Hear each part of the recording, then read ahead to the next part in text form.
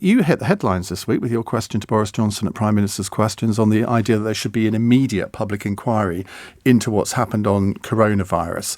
Now, doesn't logic dictate that you have the inquiry once it's over, or at least almost over? And it isn't almost over now, is it? Well, I actually think we do need an immediate inquiry for a whole set of reasons.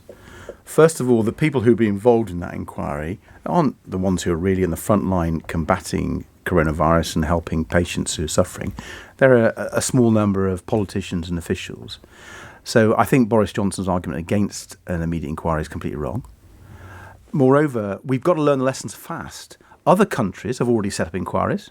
Other countries have managed to do it.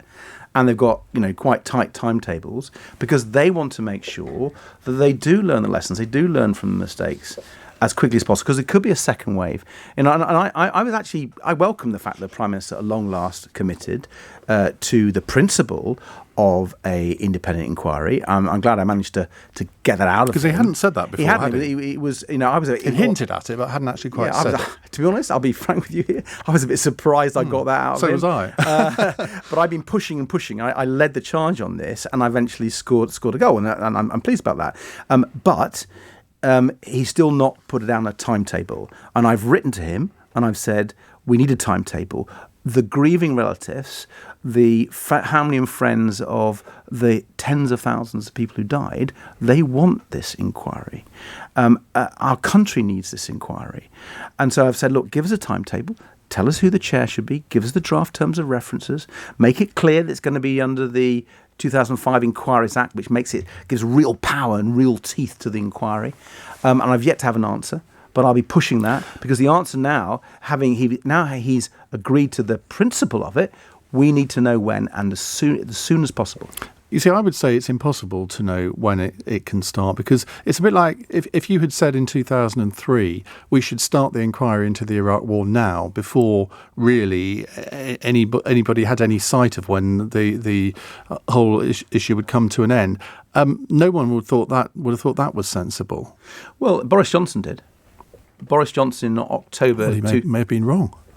Well, he may have been wrong. I don't think he was. Actually, I voted with him in the same lobbies in October 2003 for an independent inquiry into the Iraq War. And the reason is this, Iain. I think you're making a classic mistake. The reality is the big decisions on going to war, on how we deal with something like this pandemic, are at the beginning, and indeed before the beginning, and the lead up to it. So one of the big questions on the coronavirus inquiry is, why weren't we better prepared? There was in 2016, there was the Cygnus exercise, the simulation of a pandemic. It didn't report in public, unfortunately, but it set forward a whole set of recommendations, and the government didn't follow them. If they had, we'd have been in a much better place. We'd have had the PPE. We'd have had more critical care beds, more critical care staff.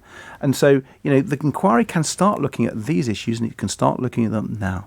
Do you think that any inquiry should actually point the finger just at political decision makers as to what went wrong? Or do you think it is quite reasonable to look at a lot of the advice that was given, which politicians obviously had to then use to make their decisions on? Because, if you look at lockdown, it was clear that I think it's clear, we'd probably agree that we locked down a week or 10 days too late. Now, I should be fascinated to know why that happened. And because rumour is that SAGE weren't recommending that we lock down, so the government didn't do it. And once they did, the government then did do it. So do you then blame this amorphous group of scientists for the fact that they didn't give clear advice, the fact that there hasn't been clear advice on face masks? That's all that politicians can go on, isn't it? Well, listen, inquiries aren't just about blame, right? Let's be clear. They partly are. Well, yeah, they partly are, but let me be clear what an inquiry is about, particularly as it impacts the lives of, we've had all these people who've died. We've had a dramatic economic impact. It's affecting the whole of society. People need to be clear why we need an inquiry and what that would do. The first thing it would do is establish the facts. And people might think that's odd, but we don't know all the facts, actually. So let's establish the facts, compare it with other countries and all the rest of it. So let's get the facts. The second thing is, let's get the lessons. Forget blame for the moment. What can we learn from this? I mean, it's been dramatic. It's the most catastrophic thing in our lifetimes. And we've got to learn the lessons, whether it's about preparation, whether it's about how you take decisions during it, about how you prepare the economy, so learn the lessons. The third thing is about the blame. And to answer your question directly, of course, anybody who was involved in this needs to have to be held to account. I personally think government ministers are going to be the ones who have got to answer the most questions because they ignored the advice of the 2016 pandemic simulation. They didn't implement the recommendations, and Boris Johnson and other ministers were given those recommendations and they didn't implement them. And then there's obviously the lockdown issue you talk about, the testing, the PPE. So it's not just about blame. It's about facts. It's about learning lessons. But crucially, it's about happening soon. And I was delighted when I got the Prime Minister on the record yesterday to admit this is the right way forward, but he's got to get a move on. He's got to think about the relatives. He's got to think about our economy. He's got to think about making sure we learn the lessons fast.